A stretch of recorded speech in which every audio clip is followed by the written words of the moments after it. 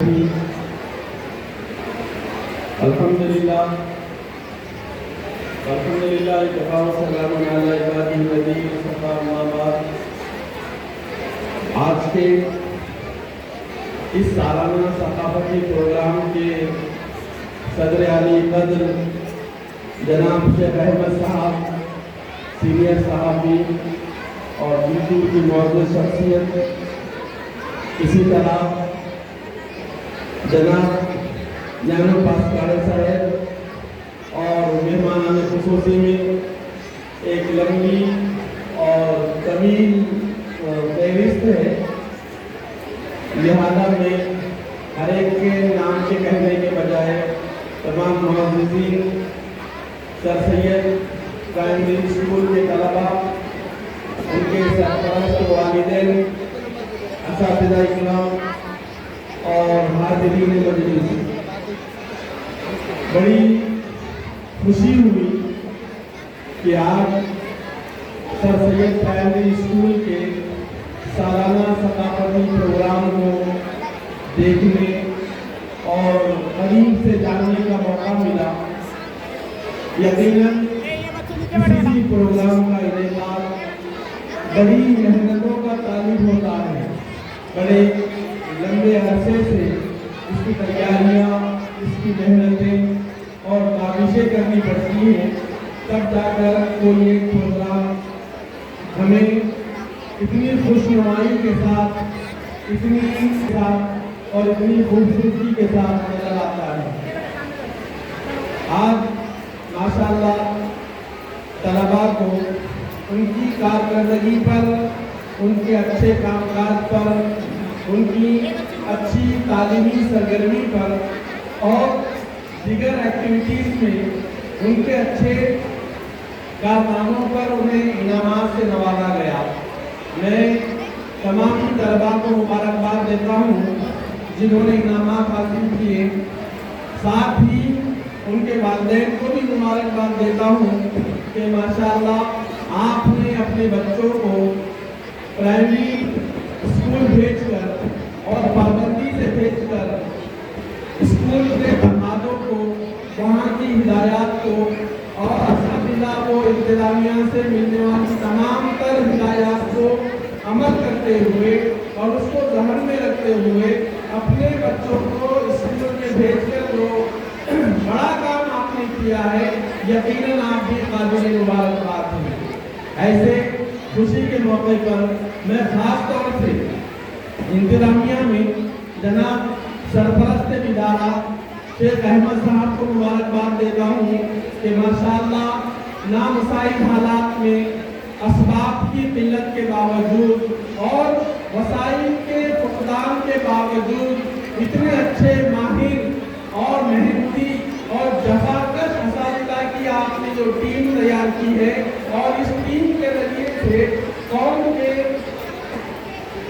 نونہالوں کو تعلیم و تربیت دینے کا جو معقول انتظام کیا ہے، تو یہ کوئی چھوٹا کارنامہ نہیں ہے۔ اسی طرح کہ جناب سیکریٹری صاحب جو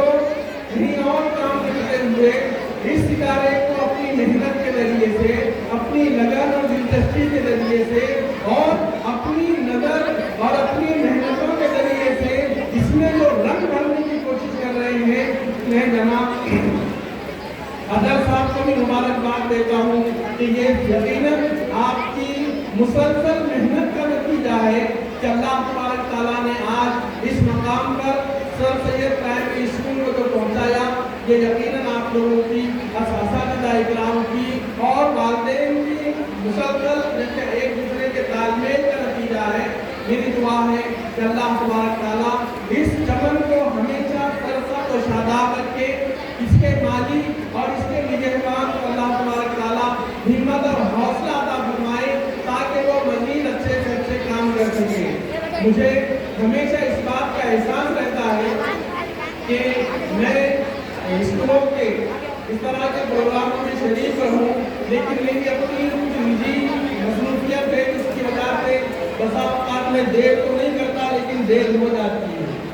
تو ایسے موقع پر کہ جہاں طلباء کو انعامات سے نوازا جائے، جہاں ان کی تعلیمی اور ان کی ثقافتی शहर के जिम्मेदारों के और तालीमी मैदान में जो लोग हमारे यहाँ पर जिम्मेदार हैं, इनके सामने पेश किया जाए। ऐसे मौके पर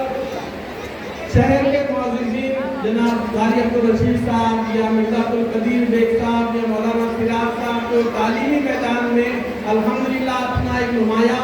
मकाम रखते हैं। इसी तरह पत्रकारिता के एतबार से हमारे जनाब शेख फजलुल साहब, रियाज साहब और दीगर अहबाब जो हैं,